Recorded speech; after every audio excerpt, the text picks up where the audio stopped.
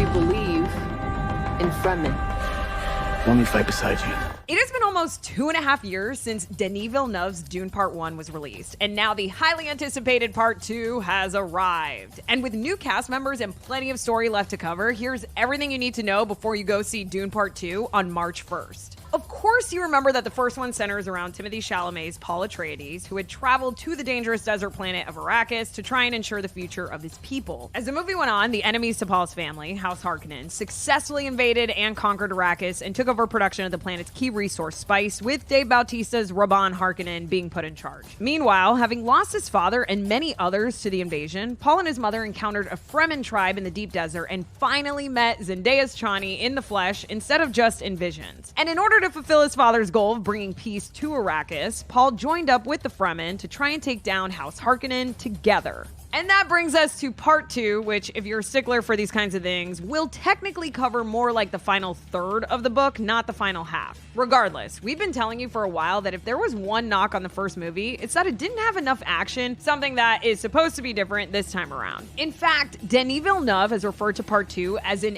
epic war movie to Part 1's more contemplative feel. He also said during a press conference in South Korea, as reported by Variety, that Part 2 is much better and more alive than Part 1, and enough said, I guess. Of course, some of that action will come via the clash between Paul and the Fremen versus House Harkonnen. But most fans of the book know that the book actually uses a couple of time jumps to get ahead and ultimately leaves what would be some pretty action-heavy stuff to the imagination. So perhaps Denis will actually use those moments to give us more action and maybe even introduce some more super weird characters from the book. I mean, it was actually just confirmed that Anya Taylor-Joy makes a cameo in this film. And speaking of characters, we're gonna get to know Chani better this time around. Plus, there's a pretty big one being introduced in Padishah Emperor Shaddam IV, whose presence will add a bit more political drama to the mix. Let's talk about the Emperor and some other fresh faces joining the fray. So Emperor Shaddam IV, who is essentially like the regional manager showing up to the local branch of an office to set things straight in this movie, is played by none other than Christopher Walken. I mean, this is kind of a role Walken was born to play, considering the song that he famously starred in the music video for in 2001, Fatboy Slim's Weapon of Choice, has more than one Dune reference in it. That is like honestly one of my favorite music videos of all time. Please Google it later if you have not seen it. Playing the Emperor's daughter, Princess Irulan, is Florence Pugh in a role that was originally offered to Emma Roberts, but she had scheduling conflicts. Leah Seydoux is playing Lady Margot Fenring, a friend of the Emperor on an important mission. Now, Villeneuve said this role is a bit different than what fans know from the novel, describing her as a kind of like a secret agent and full of surprises, while not confirming if she is good or bad. So Austin Butler of Elvis fame was cast as Fade Rotha Harkonnen, basically a young bad guy with big aspirations as the House Harkonnen successor, and he's gonna be a problem for Paul and friends. My biggest question is, will his Elvis accent make it into the movie? No, I'm kidding. We love you, Austin, Elvis or not. And I just have to mention, because I love Tim Blake so much, that Tim Blake Nelson was cast in this film in an undisclosed role, and he was just so great as Looking Glass in HBO's Watchmen.